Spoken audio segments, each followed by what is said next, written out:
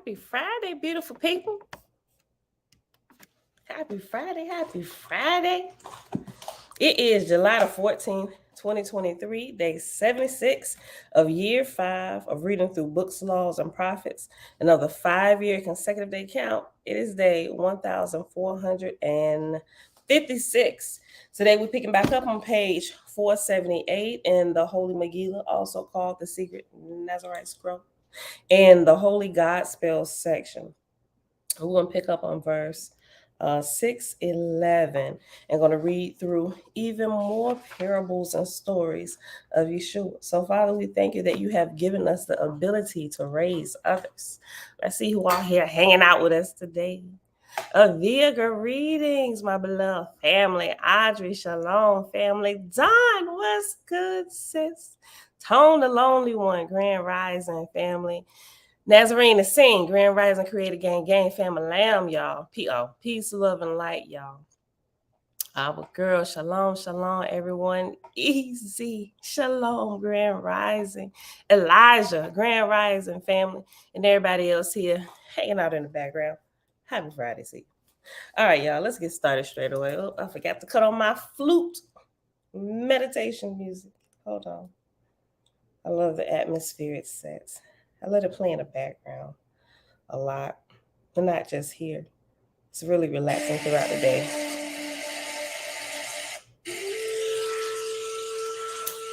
And even at night, focus. All right. Mom, hey girl, hey.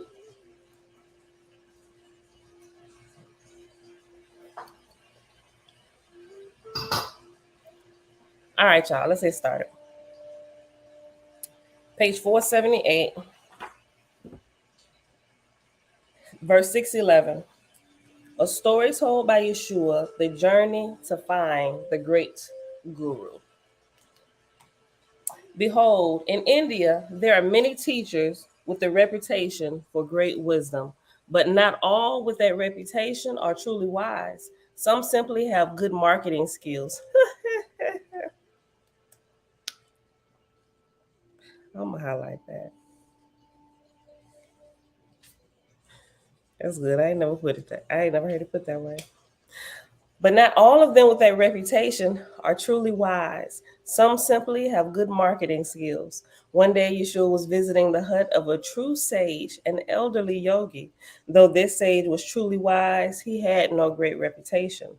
Lo, while Yahshua sat with the sage, a seeker came to the hut. The seeker said, I am in this region in search of the famous guru, Sri Maharaj the Great. It is too late in the afternoon for me to continue my journey to the ashram of Sri Maharaj. Therefore, you also being a yogi, I ask lodging for the night. The elderly yogi replied, Yes, you may share my home for the night. The seeker sat while the elderly yogi began an enlightening talk on the topic of spiritual lifestyle. Soon after the elderly yogi began to speak, the seeker said, I will go outside and read a spiritual text written by Sri Maharaj. How disrespectful. Like right in the middle of this dude talking. All right, I'm gonna head outside and read a book, homie. Like, and I get it. See, I think I get where this is going. Just me, shalom. Jamia, hey girl, hey. Grand risings within the all. Yes. Eternal learner, peace, love, and light. I think I get where this is going, right? Just because he didn't have the title, this dude wasn't attracted to the words that came out of his mouth. Matter of fact, he wasn't even attracted to him at all because he didn't have this great title, right? So we can tell what type of man or person this already is that's seeking for the great guru, right? Boy, I tell you, people. Hold on. He's a title searcher, title seeker, title lover, like some of the prophets who say in the church, oh, you better put a prophet in the front of my name. Do you know who I am? Apostle to you. I'm like, you joking, right? Oh, verse 618, page 479. The elderly yogi replied, "Yes, you may share my home for the night." The seeker sat while the elderly yogi began an enlightening talk on the topic of spiritual lifestyle. Soon after the elderly yogi began to speak, the seeker said, "I will go outside and read a spiritual text written by Sri Maharaj." Yahshua said, "Before you go outside, with the permission of our host, I will tell you a short story." The host, the elderly yogi, said, "I would be honored to hear your story." The seeker nodded, saying, "I will listen since you say the story is short." Bro, you know what? Go ahead and pack up your stuff. You gotta go. You gotta go. I know I said you could stay, but I see you gonna be a problem now. You very disrespectful. The host, the elderly yogi, said, "I would be honored to hear your story." The seeker nodded, saying, "I will listen since you say the story is short." Yahshua told the following story. Look, yesterday when I looked through this, I'm like, wait a minute. Yeah, we ain't gonna be able to finish this because this is pretty long. He told him a long story. Yahshua told the following story. Yahshua said, "There once was a great yogi who was not famous. His wisdom was far greater than that of a more famous yogi who lived in the same forest. Lo, one day a seeker came to the hut of the great yogi who was not famous. He said, 'I am in this forest in search of the famous yogi, Sri Guru. I know he lives on top of this mountain, but behold, the forest is thick and I have lost my way. Wherefore I wish to hire a guide.' The elderly yogi replied, 'I will be your guide to the Guru.' Lo, the elderly yogi, followed by the seeker, set out on a narrow path up the mountain. After a bit of walking, they came to a tree. The old yogi stopped and said, 'Behold, this tree is speaking to you, but you do not understand his language. I will interpret for you. The tree is saying, "Seeker, something is hurting my side. Please stop long enough to help me." The seeker replied, "Old yogi, trees do not talk. Even if the tree did give that message to me, I cannot stop. For lo, I wish to receive the honey from the mouth of the famous guru. I am in too great a hurry to stop to help a tree. I hired you, old yogi, to lead me to the great guru. Now do so." Once again, they began their walk on the path. After a short while, the seeker was hungry. He realized he had left his lunch, a lump of honey, behind at the hut of the yogi. He complained bitterly of his hunger for the honey. The old yogi replied, "Not long ago, when I stopped to speak with that tree, I smelled honey there." The seeker said, "Take me back to the tree. If there is honey, I want it, for lo, I am famished." But when they arrived at the tree, behold, another seeker, now a finder, stood by the tree with a heaping pile of honey at his feet. The finder said to the seeker, "The tree spoke to me. I was on my way down this I was on my way down this mountain to find a little known yogi called the Guru of No Name. The tree said that something was hurting its side and asked me to help. Though I was in a hurry, I reached the home of the Guru of No Name. Hold on. Though I was in a hurry to reach the home of the Guru of No Name, lo, I stopped to help the tree. When I checked its side, I found a beehive that was bothering the tree. In moving the beehive, this honey fell to my feet. Now, before continuing my journey to the hut of the Guru of No Name, I will take this honey and sell it. I will then use the money to help a poor family I discovered along the path. But there is so much honey I will get. But there is so much honey. I will give you, hungry seeker, a handful for your lunch." Hearing the words of the finder, the seeker ate some honey. The seeker then continued his journey up the path with the elderly yogi, complaining all the while. Hold on.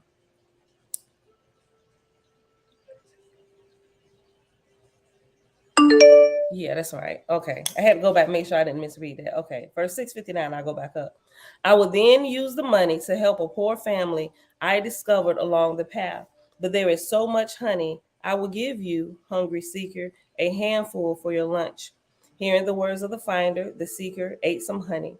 The seeker then continued his journey up the path with the elderly yogi, complaining all the while. The seeker said, if only you had told me you smelled honey at the tree the first time we passed by, lo, all of that honey would be mine. See, that's why you didn't get it. You keep walking. The seeker said, if only you had told me you smelled honey at the tree the first time we passed by, lo, all of that honey would be mine.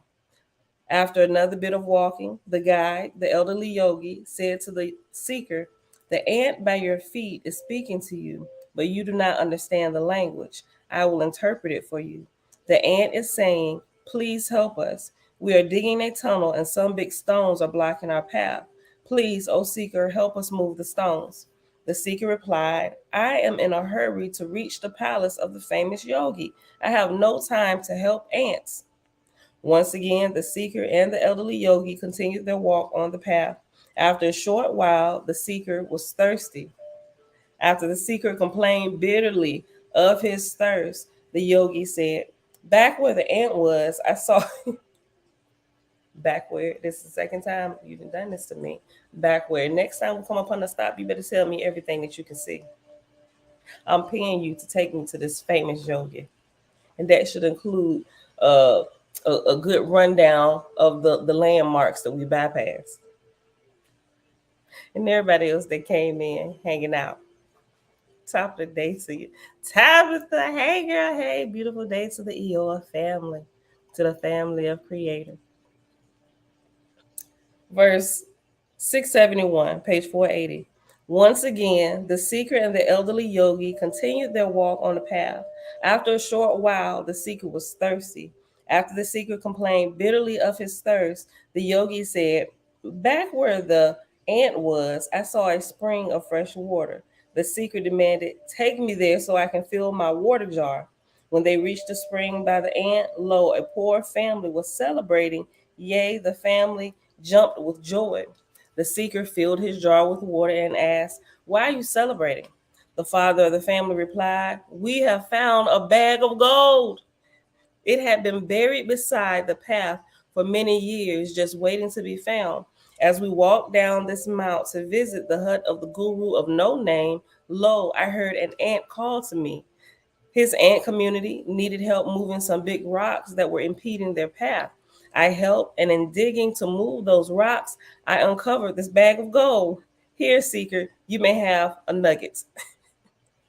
The seeker took the gold nugget without a word of thanks. As soon as he resumed his journey with the old yogi, the seeker complained, if you had convinced me to help the ant, behold, that entire bag of gold would now be mine. You are not a very good guide. Who is not a very good guide? And who is not a very good listener? I am interpreting everything for you, but you are completely ignoring it. And then you get pissed with me when somebody else roll up on the riches and it rightfully becomes theirs.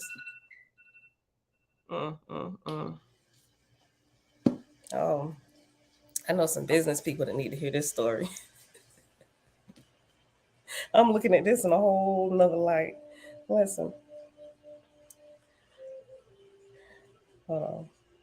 As soon as he resumed his journey with the old yogi, the seeker complained, if you had convinced me to help that ant, behold, that entire bag of gold would now be mine. You are not a very good guide. The elderly yogi and the seeker came to a river that needed to be crossed by ferry. As soon as they were about to step on the boat, behold, a fish stuck his head out of the river and made some splashes. The fish then threw itself out of the river to land beside the feet of the seeker. The elderly yogi told the seeker, the fish has used splash language to ask you for help, but you do not understand, so I will interpret. First of all, my G, I need to sit at your feet. The school of guides, where are y'all located? Because you can interpret nature. I need to learn something from you. And apparently everybody's going to see this great guru of no name. I need to go to sit at the school of guides, and then I need to make my way over here to see this guru of no name.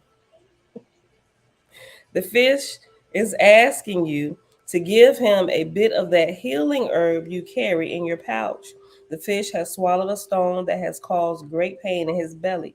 The fish says that if you give him some of the herb, he will vomit the stone from his belly, and you will find. And I'm sorry, the fish says that if you give him some of that herb, he will vomit the stone from his belly and will find relief from this horrible pain. He begs your mercy. And let's just guess and see what this fish got stuck in his belly. I'm sure it's something priceless. The seeker replied, "This herb is a gift for the famous guru that lives in a great palace atop this mountain. I cannot waste it on a fish." The elderly yogi said, "I perceive, seeker, that you are not ready to cross this river to the other shore. Lo, I am he who, oh my God.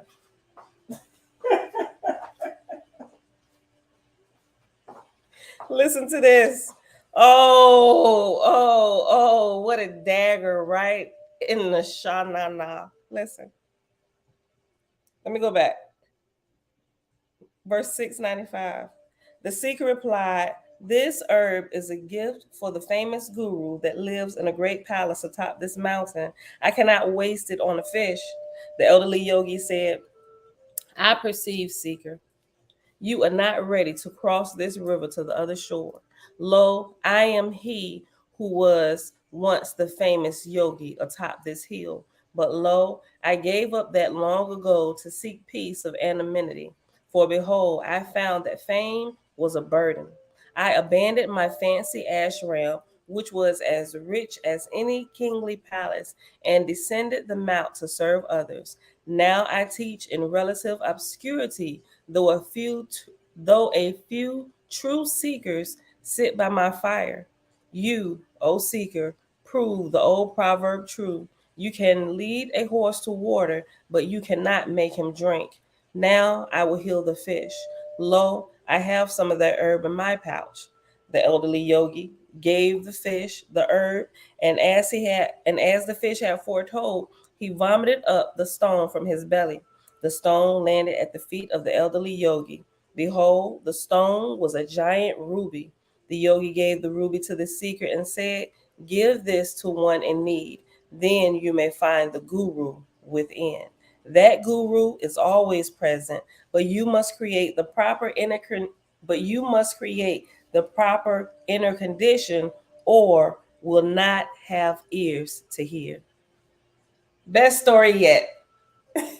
This is the best story yet. Listen, why everybody's always seeking for this Messiah, this Savior, this Mashiach, they forget. Well, matter of fact, they haven't even realized that they whom they seek has been with them all their life. Best story yet. I love it. Let me highlight. I'm gonna draw highlight line down this whole story.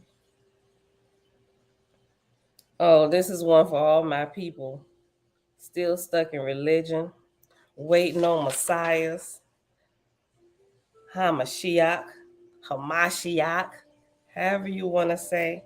Christians, Hebrew brethren and sister and alike. Everybody's searching for somebody to come save them when you should be saving yourself. Next parable. Some teachings of Yahshua and Benares written down by Yohanan. Yahshua and the youth, and it's literally 3 verses. In Benares, a youth said to Yahshua, "Tell me something that other spiritual teachers have not told me."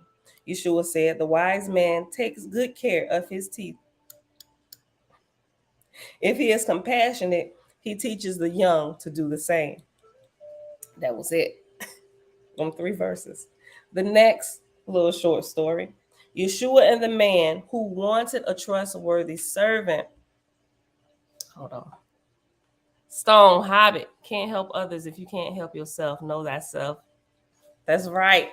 Know thyself.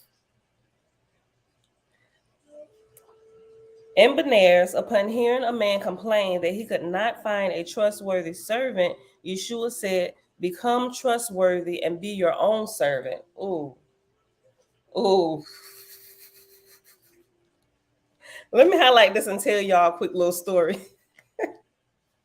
This is something that I realized these last 7 days while while I was doing fast, right? So these last 7 days have, and I'm doing it in steps, like a little longer than previously, taking a break, building back up, just doing it this way, right? And it seems easier. But something I found out this last 7 day sprint, right? I realized, oh my gosh, that our bodies can literally become the servants of our mind and our spirit if we would train it to be so, right? Now, our flesh be giving us a heck of a time. And I realized that as my mind, as I got further along in my days, I realized that I seemed a little bit stronger this time. It's like my flesh was an unruly child. I want some Reese's. You ain't gonna have them. Any other time, I will completely ignore the voice of my parent and go get some Reese's, right? And get some chocolate chip cookies. I don't care what you said. Then I got to pay for it, right? But I realized, I guess, just through the process of time, the constant, I guess, renewing of my mind, the discipline, and like meditation, different things like that, I find that this time I was a lot stronger. Even though the hollering and screaming from my flesh, my child didn't want to listen to the parent, my spirit and my mind, as I develop my mind, it becomes my number one weapon for my spirit, I see, to help me bring this dog under control. I had to put a leash on this joker, right? So, but I realized that the more I educate myself, right? The mind, I gotta, my spirit has to help my mind develop in order to be able to take control over other things, right? As I've been doing that over these last few weeks or whatever, and I decided, all right, this is time. Let's jump right in. Let's go, right? I'm like, wait a minute, there is definitely something different right now, and it just flew by. I'm like, wait a minute, I've happened upon something, or at least something has sunken deep within my shanana. Um, so I realized, and I was driving when I realized it because I was just thinking about it. I'm like, wow, I'm day 7. I was like, this is amazing. And I realized it was like I don't know, it's like I heard it within me, and it said your flesh is the child of your spirit. The spirit is the parent, is the teacher. If you train it appropriately, it'll soon fall in line, right? And also reading this yogi book and developing the mind, the science, and how to really control it, really how to become a queen of 7. Like when I said I'm gonna become a queen of 7, I ain't playing with y'all. I'm gonna become a queen of 7, right? I was like, it's time for another level of growth. I'm like, wait a minute, this is amazing. But this is what this just reminded me of: become trustworthy and be your own servant. As I began to discipline this, what you can see, the outward shell, like this literally becomes the servant of my spirit, right? And my mind, it's the servant of my spirit, and it's controlled by my mind, like the what do you call it, the instrument to control this, my flesh, is my mind. And I realized that my spirit has almost gained full control of the controls again. I'm like, oh, I've been waiting for this all my life. I just wanted to share that. So if y'all having issues with y'all flesh, y'all might need to put it down a couple times. Like really, like go on a fast like a water. If I did coconut water, right? It's just because I learned some things about my body. I did water and coconut water.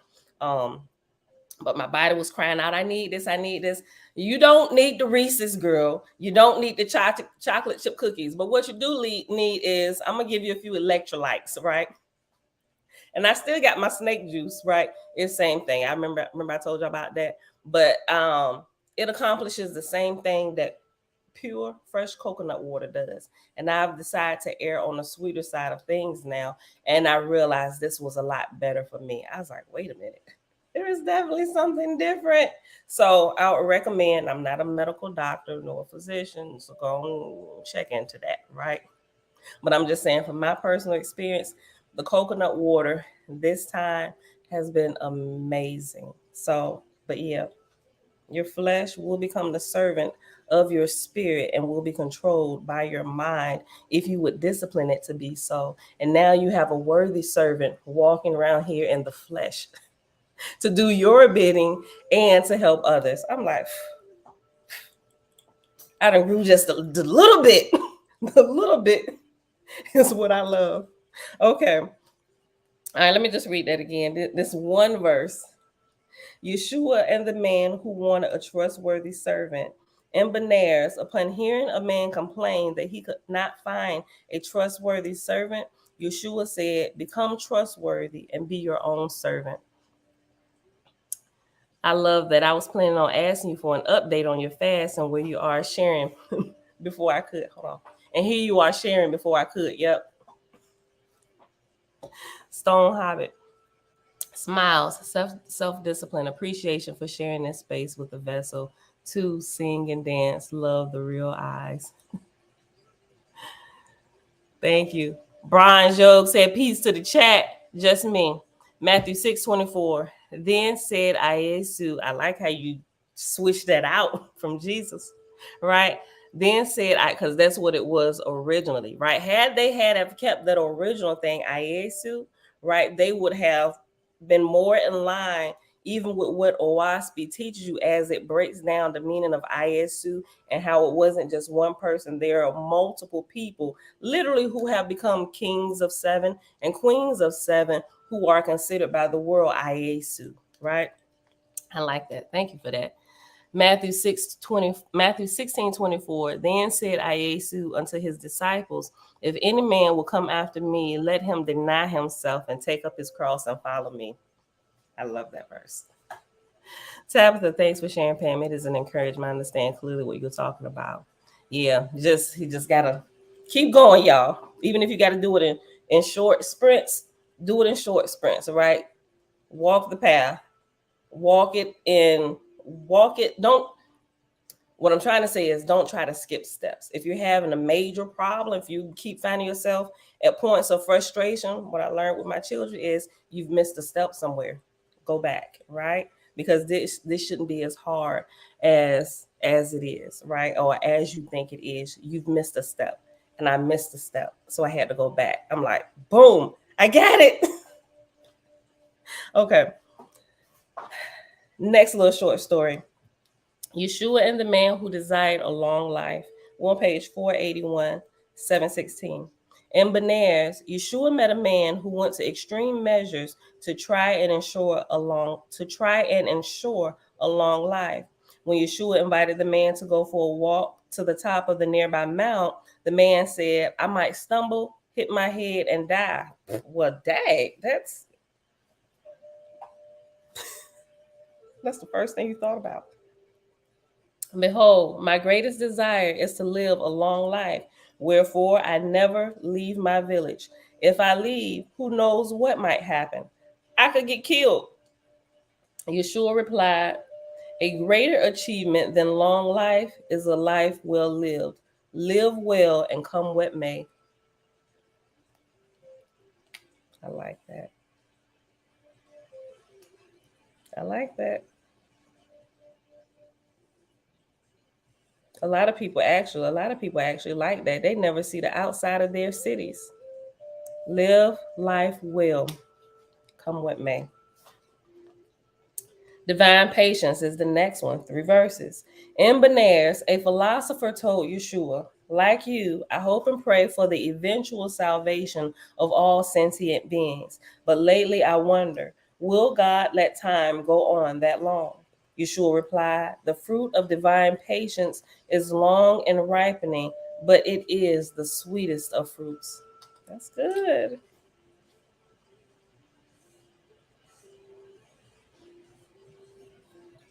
Hope and preparation is the next section. In Benares, one man stored away extra root vegetables when it appeared that a local war was about to begin. His friend said, I will not put away extra food. Instead, I will hope that the war does not begin. The first man, the man who stored some food, asked Yahshua, am I a negative thinker if I store some food when it appears that a war is to begin? Yahshua replied, hope for the best, but be prepared for the worst. For behold, long have immature men made war, despite the best hopes of the holy ones. If war comes, share your stored food with the immature and their victims. Until war comes, share the bread of your wisdom and advocate peace. I love that. All right, this next section will probably be the last section we get to read. This is the what is white wizardry and group realities. I'm wondering if if this is talking about group think. I don't know. That's just my thought when I see this. But this is not the last of his parables. This is still quite a few more in here. But this is one we're going to end it this one today. So like I said, it starts at 734 and goes all the way to 777. That's good. Doesn't matter how you die, but how did you live? Oof, that's great. All right, y'all. Verse 734. White wizardry and group realities.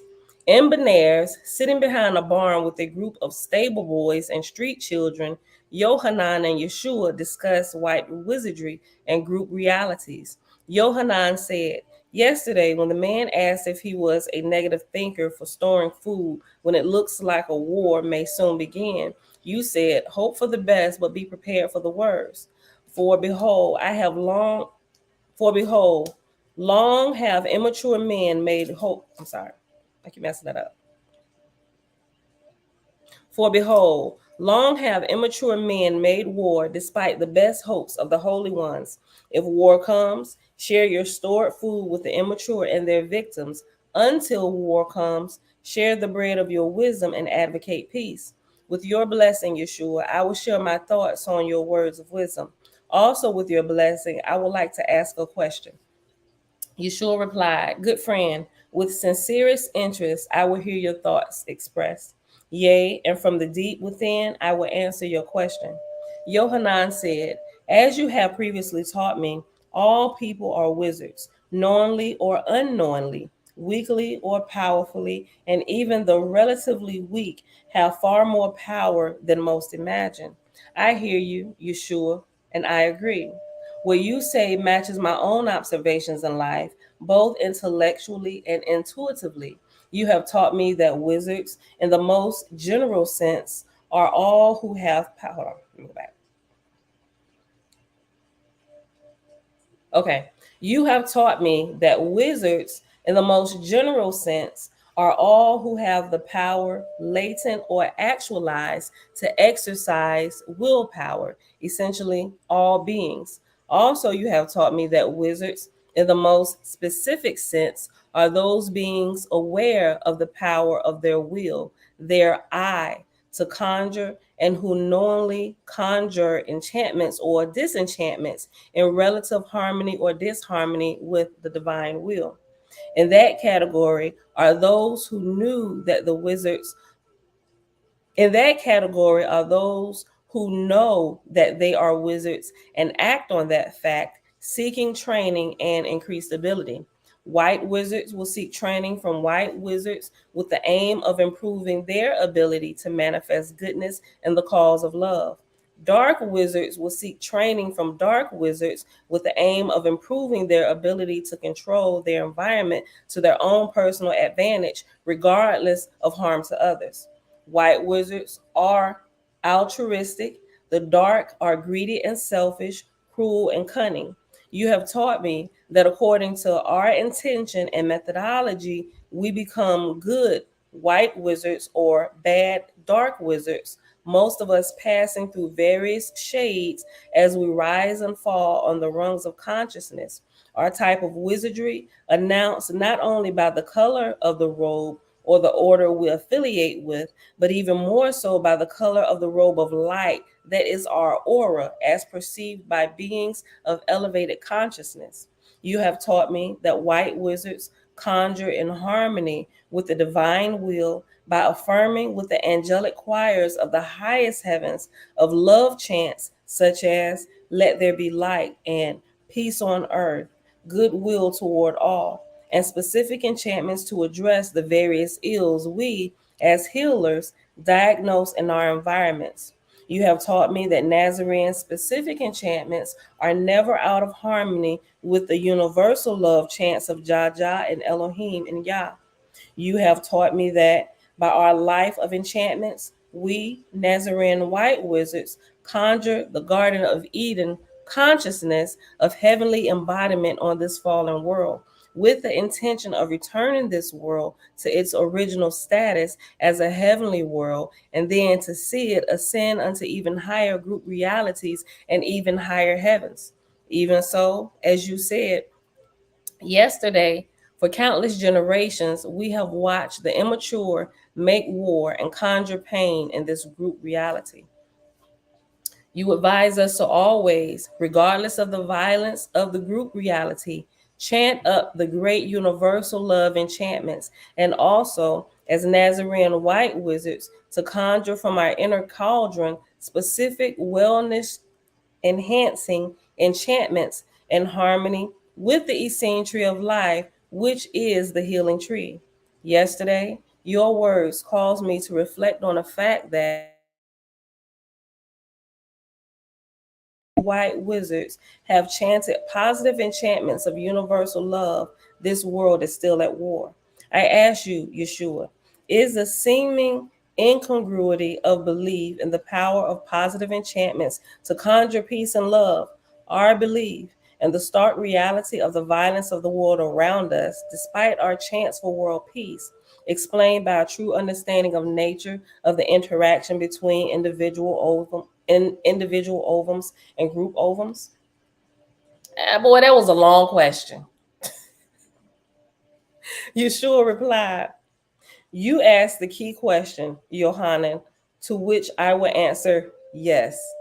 That's it. That's all you're going to give me is a yes. After I just spent 5 minutes asking you my question, your response is yes. Yeshua replied, I asked you the key question. I'm sorry. Yeshua replied, you asked the key question, Yohanan, to which I answer, yes. Behold, each being has authority over its own ovum of light, right? And we're just kind of talking about that, controlling your own space, king and queen of seven. Behold, each being has authority over its own ovum of light, or some people call the ovum of light your aura. Behold, each being has authority over its own ovum of light.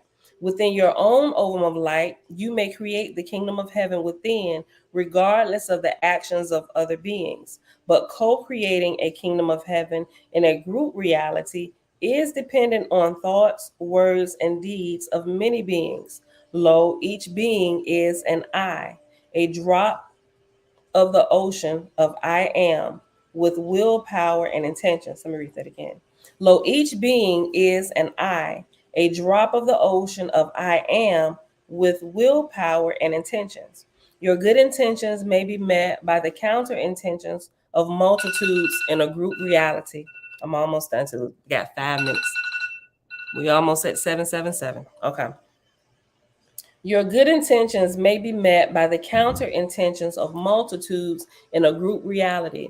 Wherefore, a group reality is in conflict until the beings that share it come into harmony with the universal love enchantments of Jah. Love is the higher reality, but permits freedom of choice, the great freedom. I'm going to highlight that. Love is the higher reality, but permits freedom of choice, the great freedom. Group realities can be raised and uplifted by degrees by the chanting of universal love enchantments. Okay, so this is not what I was thinking. It's leaning more to what Owaspi talks about when you're graded like as a whole, like you're graded individually, individual ovums, but you can also be graded as a group as a whole. So there's a grade for the individual, but then there's also a grade for the group, right? So if you're a 10 and your group is a 2, as a whole, all y'all are 2, and y'all pretty close to imbecile. Let's get that grade higher. 767. Because if you were 10, how you not affecting how is y'all a 2? You must be the only 10 in a group of 2, right? That means you just getting there thinking that's it, that's all you supposed to do. No, your whole group is a 2, my G. Get in there and do something other than what you already been doing. Help raise up your brethren. Love is the higher reality, but permits freedom of choice, the great freedom. Group realities can be raised, right? Because we was just talking about group realities can be raised and uplifted by degrees by the chanting of universal love enchantments, the positive enchantments of our venerable ancestors, the white wizards of each past age, have kept the human species from entirely drowning in violent waves of darkness. We, the Nazarene white wizards of this age, contribute to the mighty wave of good set in motion by our venerable ancestors, knowing and trusting that one day the positive enchantments will be met by enough group agreement to manifest heaven on earth, which is heavenly embodiment in a resurrected mother nature. Excuse me. Oh, that's good. Okay. Hold on. Let me read the whole verse again. The results of everybody being on one accord, the group grade getting higher. We, the Nazarene white wizards of this age, contribute to the mighty wave of good set in motion by our venerable ancestors, knowing and trusting that one day the positive enchantments will be met by enough group agreement to manifest heaven on earth, which is heavenly embodiment in a resurrected mother nature as the shared group reality, meaning the earth becomes better, right? We treat her better. Like all of this, the past generations leaving their nuggets that we pick up and carry along and implement while we go, right? When everybody get on one accord, the earth will be restored, right?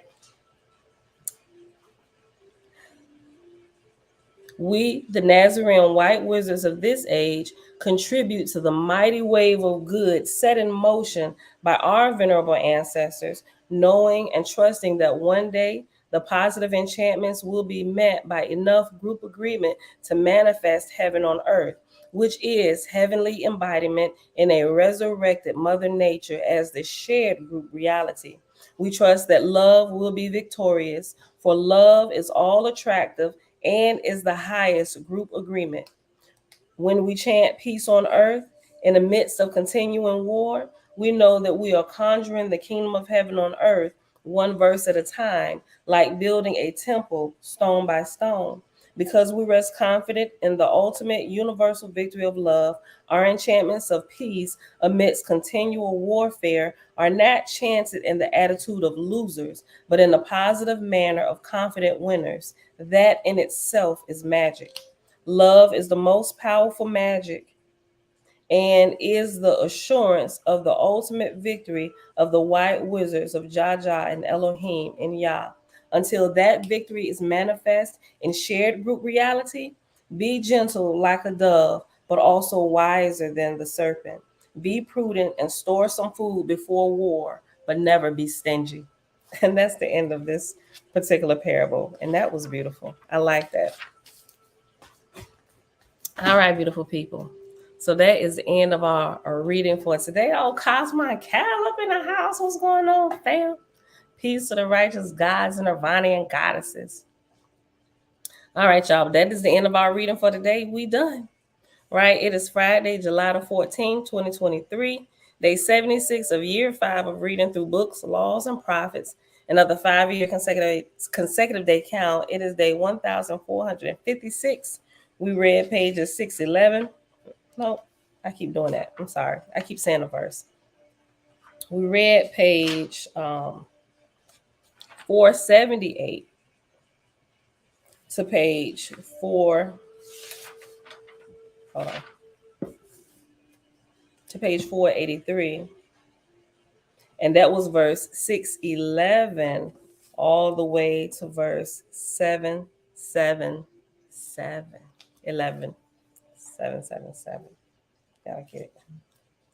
Father, we thank you for the ability to create. All right, y'all. So with that being said, we out of here today. I know they say we only been live 48 minutes, but we are definitely at the end of our time for today. So thank everybody. I thank everybody for hanging out with me here today. Boo, you got to get on and get rolling. It's time to make donuts, right? Time to get to work, right? If you missed it, you can always come back and listen to these parables. It's always recorded. But anyway, I love y'all. Thank y'all for hanging out. I will see y'all back here tomorrow morning at 7:30 because it's Saturday. Bright and early. Bruce. But I see through you!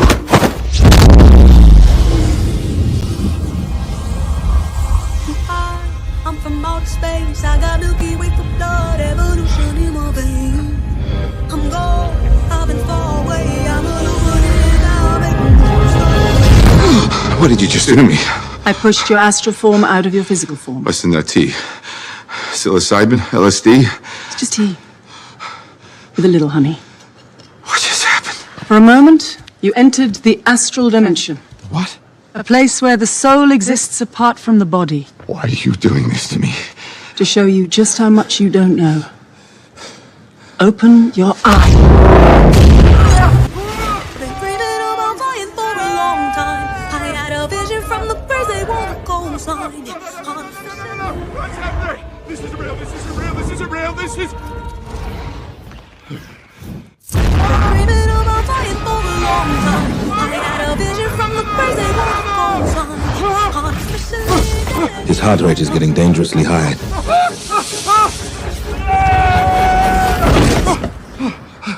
He looks all right to me.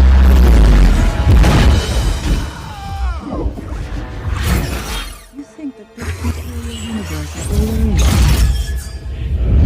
I don't need gravity, I need What mysteries lie beyond the reach of your senses? Existence.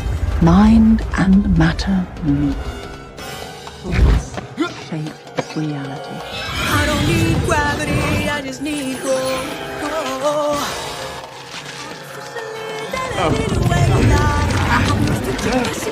I'm fine line, yeah, I'm a mislead of this illusion. I am not really here, I'm an intrusion. I don't swim or sink, I just float. Some benevolent and life-giving, filled with malice and hunger. Dark places where powers older than time and waiting.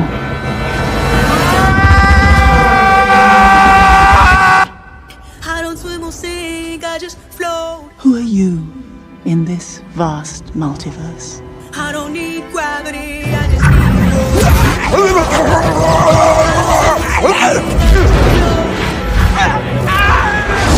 I don't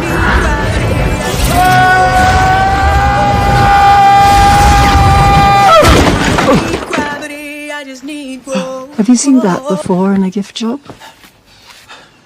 I don't need gravity, I just need growth. Teach me. No.